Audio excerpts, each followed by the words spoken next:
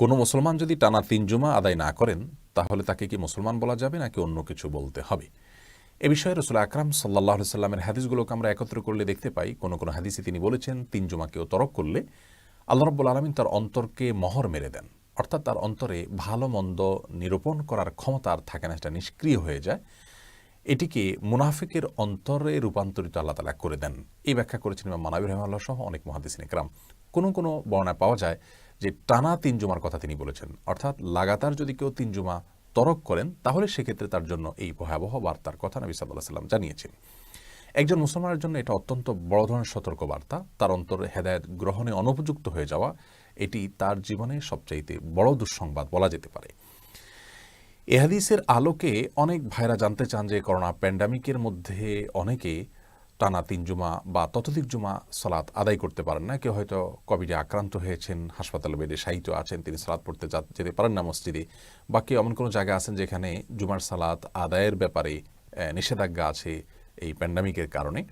তো এমত অবস্থায় যদি ৩ বা ততোধিক জুমা তারা আদায় করতে না পারেন, তাদের জন্য একই কথা প্রযোজ্য হবে কি না? তাদের জন্য এই বিষয়টি প্রযোজ্য হবে না।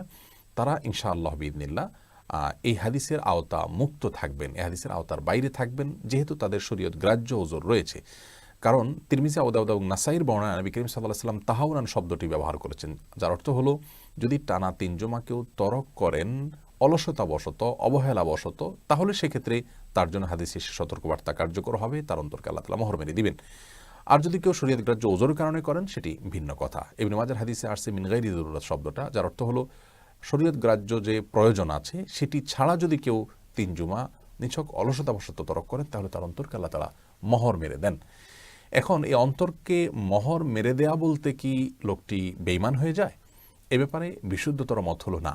এর উদ্দেশ্য তিনি বেঈমান হয়ে যাওয়া সেটি বোঝানো নয়, বরং এর দ্বারা উদ্দেশ্য হলো সর্বোচ্চ সতর্কতা অবলম্বন যেন করতে পারে মানুষ, সে বার্তা দেওয়া। আল্লাহ রাব্বুল আলামিনের নির্দেশ পালনার্থে প্রতিদিন ৫ ওয়াক্ত সালাত প্রত্যেক ইমানদারের জন্য অবশ্য কর্তব্য। কেউ যদি ইচ্ছাকৃত সালাত ত্যাগ করেন, সেটা ৫ ওয়াক্ত সাধারণ সালাতও যদি ত্যাগ করেন, তাহলে সেক্ষেত্রেও তার ঈমান নিয়ে সন্দেহ করেন অনেক স্কলারগণ, অনেক ইমামগণ। সেখানে জুমার সালাত আদায় করবেন না, তাও টানা ৩ জুমা, এটা কোনো ইমানদারের জন্য মানানসই বা গ্রহণযোগ্য হতে পারে না। এজন্য ৫ ওয়াক্ত সালাত এবং জুমাকে সর্বোচ্চ গুরুত্বের সাথে দেখতে হবে। কেউ যদি এমন কোনো কোম্পানিতে জব করেন যেখানে থেকে তিনি জুমা সালাত আদায় করতে পারেন না, ছুটি পান না, তাহলে সেই কোম্পানি তাকে পরিত্যাগ করতে হবে। কেউ যদি আপনাকে মোটা অঙ্কের বেতনের চাকরির অফার দেয় আর বলে যে আপনি এই চাকরি করতে গিয়ে শ্বাস ছাড়তে পারবেন না, তাহলে সেই চাকরি আপনি কখনোই করবেন না, কারণ মোটা অঙ্কের বেতন দিয়ে কী হবে যদি আপনার প্রাণ চলে যায়।